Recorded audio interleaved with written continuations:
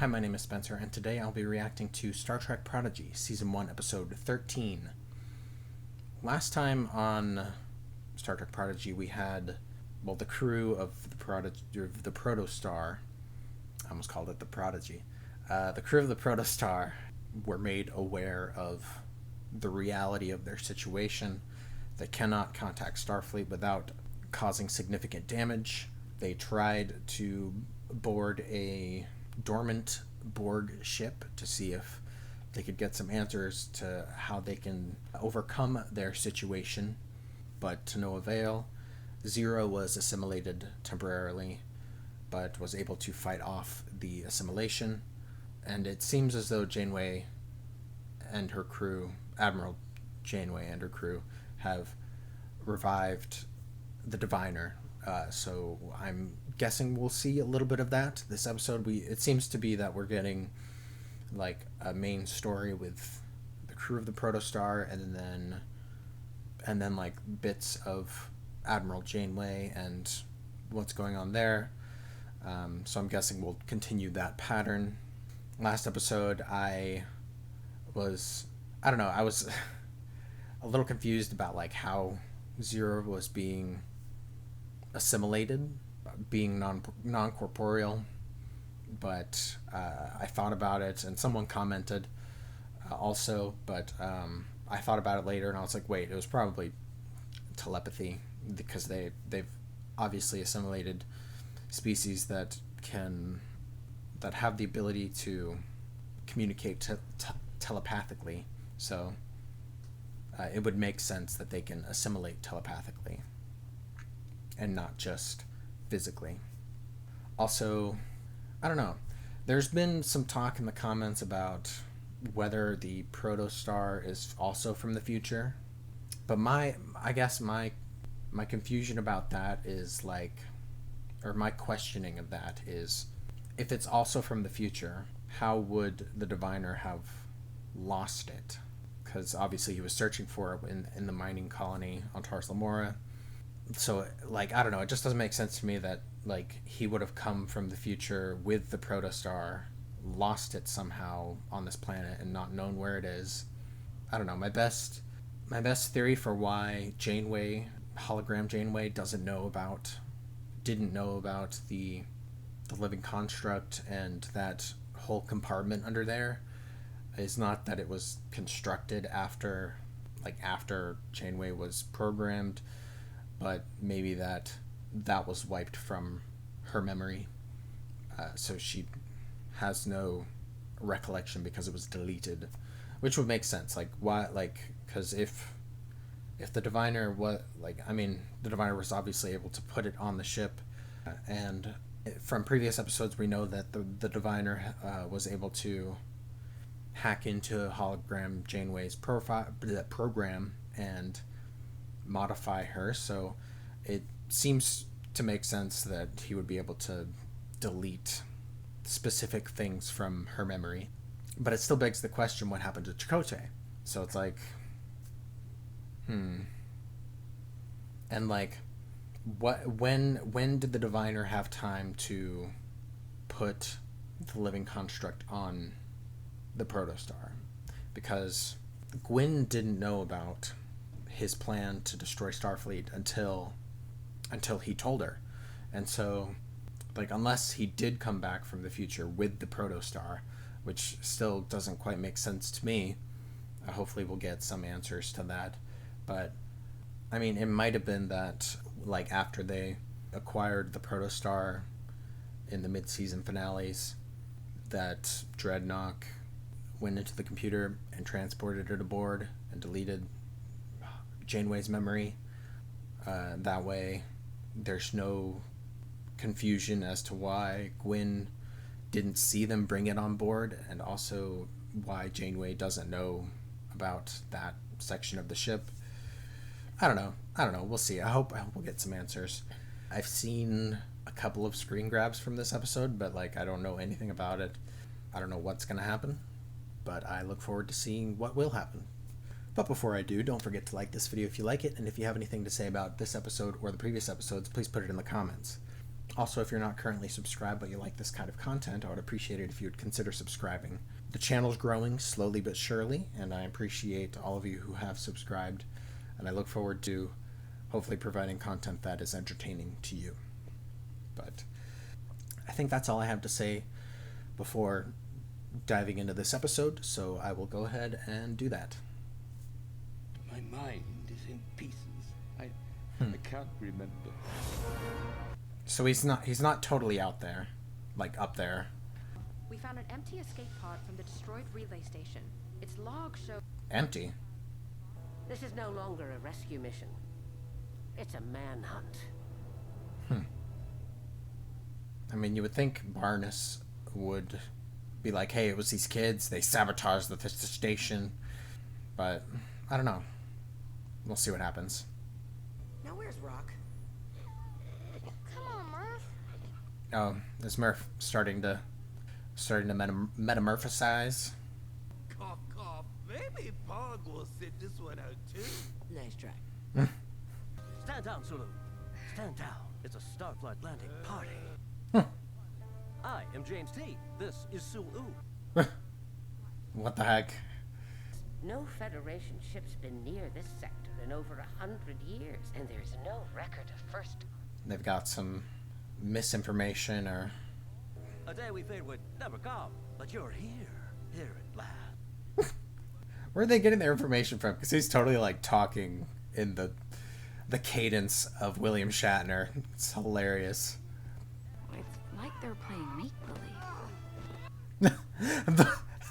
the fist punching. That's so funny. Can you believe these dum-dums? What the heck? Playing dress up, pretending to be Federation.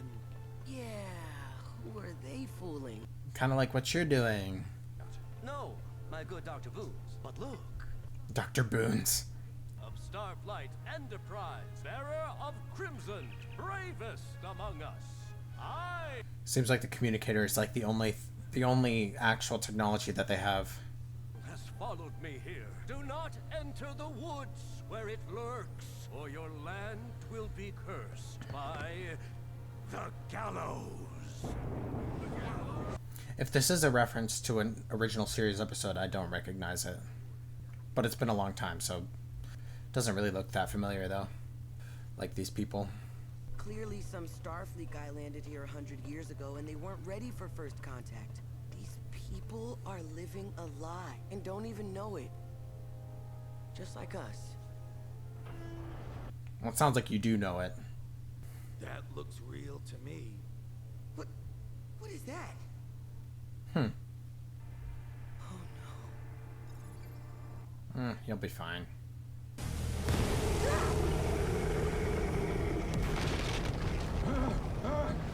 What the heck? It's the gallows! It looks like some nacelles, just like pointing in this direction. Okay, yeah. It's a... it's a shuttle. Well, you can probably imagine if it falls, it's going to make things much worse. Winter Zero, we found the cause of the sickness. Hello? Do you read me? Too much interference. What about your tools? They're all up here. Well, hopefully you've got it stabilized enough that it won't fall while you're in it. I'm trying to fix it. We're down 3 crew members. Maybe not. What do they know about flying a ship, though? My. Oh my. Except he said my. That's so funny. Computer, load Constitution-class holo console, mid-23rd century. Translate command inputs to the Protostar's helm. Nice.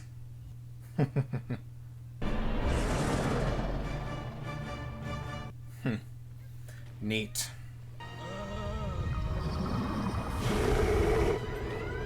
Get us out of here. Can't imagine that's good for the planet. Janeway says the rules about second contact are a bit fuzzy. So, These Enterprisians can do so much without even a ship to call their own. Maybe we can too. Making their own history. Murph? Whoa.